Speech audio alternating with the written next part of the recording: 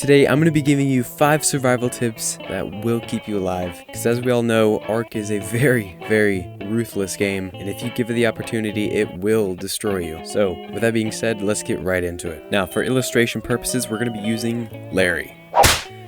Larry is your typical survivor. He's been stranded on this desolate island. You know, he's a noob. He's got some very meaty calves and some nice buff forearms. But Larry gets right to work. He's crafting, he's got his pickaxe, he's got his axe. He's just going to town, mining on trees, rocks, everything. But Larry gets caught up in all of the crafting. Larry forgets about his weaponry. So, and what Larry doesn't realize is up ahead there's a little pack of Dilophosaurus. And while he does have a stone pickaxe, those are gonna be pretty ineffective with a pack of Dilophosaurus munching him down to size. Because Larry just started out, he only has a little over 100 health, and unfortunately Larry dies.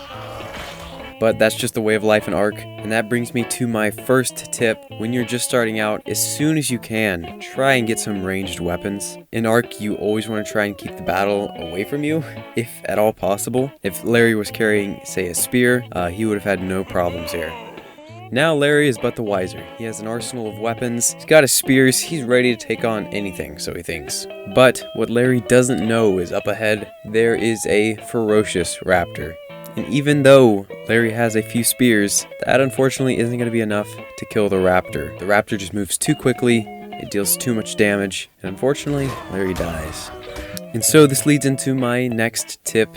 I always carry bolas in my hotbar. Wherever I go, it doesn't matter what level I am, I always have some bolas on hand. They're just so handy. They work really well for just ensnaring small to medium-sized creatures, but having some bolas on hand would have made it possible for Larry to survive this deadly encounter with a raptor. So, Larry is progressing, as we all know. Larry has built a nice, cozy little base just below a mountain. He's close to all the fine resources such as metal, obsidian, crystal. He's even close to a stream. It's perfect.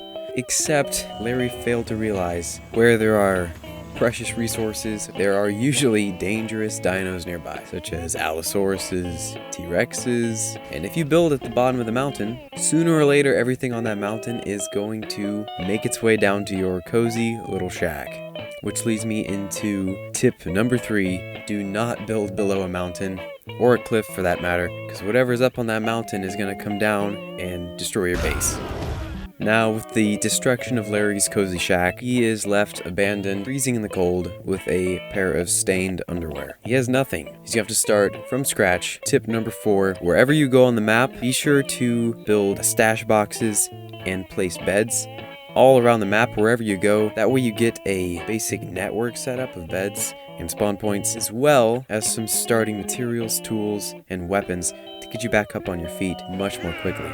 So Larry has learned quite a bit, and with everything he's learned, he is eager to explore the island. He is ready to move on to greater things, but he doesn't have anything to get him there. Getting an RG is quite difficult, especially at his stage in the game, and Pteranodons just don't have the best range, and they're really vulnerable. So for my final tip, if you want to go and explore the island in a reliable, safe, and efficient manner, I recommend that you build a raft. The rafts I feel like are kind of overlooked. They're a bit clunky, they're kind of slow, but they're really useful for making a portable base out of them. You can put refining forges on them, you can put your smithy on there, put a bed, and for me personally, I always start out on a raft when I'm trying to get around the island. Obviously it won't work on scorched earth, so sorry about that. But usually what I do with a raft is I stay pretty close to the shoreline, because you don't want to be going too deep into the ocean, or else you'll encounter those terrifying whales that will absolutely rip your ship to shreds, and that's not fun. You'll pretty much be in the same boat,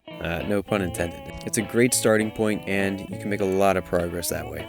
Well, those are my 5 survival tips for beginners for ARK.